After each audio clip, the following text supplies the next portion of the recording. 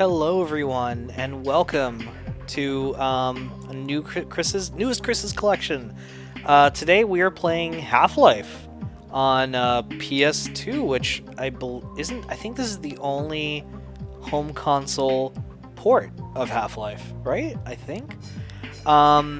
So my story behind Half-Life, it's pretty simple. Basically, what?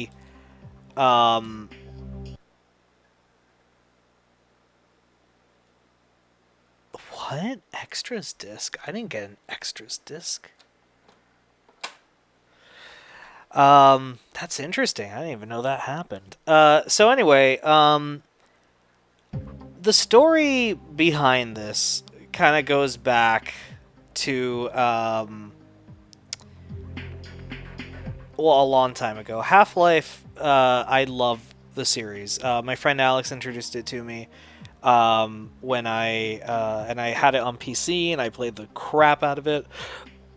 And then many years later, I would play Opposing Forces, the expansion pack, and then they had announced that they were going to make a Half-Life for Dreamcast. They were going to port it to the Dreamcast. And I believe you could download it. I think it's out there. It's not an official release, but I think there's a way to download it. But they were going to release it, and they didn't at the last second. And it featured enhanced graphics, and it was the whole campaign of Half-Life. And then on top of that, they were like, okay, let's change that right. Oh, you can't? Made game menu? What? And then on top of that, yeah, let's... wait, what?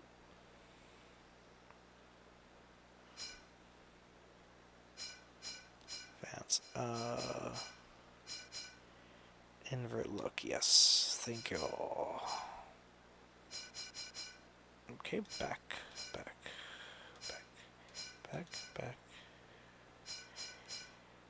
Resume.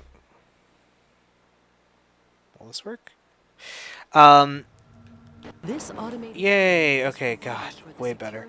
So, I had not, I didn't know much about, I had played this and I loved it on computer. This is actually a really solid port. And it was just fun. It was a really great computer game, and I loved playing it. And it was a lot of fun. And so they had announced the Dreamcast version. I was really excited about it. It was an enhanced version of the game. And on top of that, all that, it was going to include, okay, an all-new component of the game. It was going to have a... oh god, what was it? An expansion called Blue Shift, where you would play as Barney Calhoun. And it would be like his story, and I was so stoked for that. And then when they canceled the Dreamcast port, they were like, oh, but don't worry, we're going to release the Blue Shift expansion for PC. And it came with Opposing Force, which kind of annoyed me because I'm like, oh, because it's a very small campaign, and I guess they didn't want to charge nothing. So I bought it, and it was a great expansion. I loved it, and it just added to the mythos of Half-Life. And then they announced a PS2 version, and they're like, and guess what? It even has even more enhanced graphics. And I'm like, oh, really? And they're like, and guess what? It's going to include a co-op campaign called Half-Life Decay, where you play as Gina and Colette.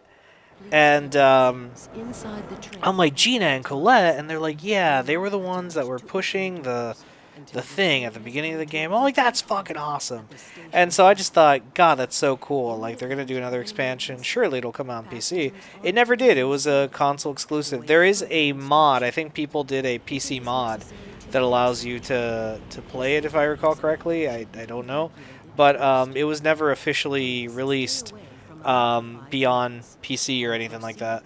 And so, yeah, that's kind of what happened. The game was released, and I never bought it because I just wasn't really into gaming at the time. I'd kind of forgotten about it, but I was really getting into Half-Life because I had bought Half-Life 2 on Steam, and I'd bought Half-Life 2 Episode 1, and I was just really excited about Half-Life again. I had seen my friend Alex, who I hadn't seen in years, and we had talked about Half-Life, and it just got me into Half-Life again. I'm like, man, Half-Life's a great fucking shooter.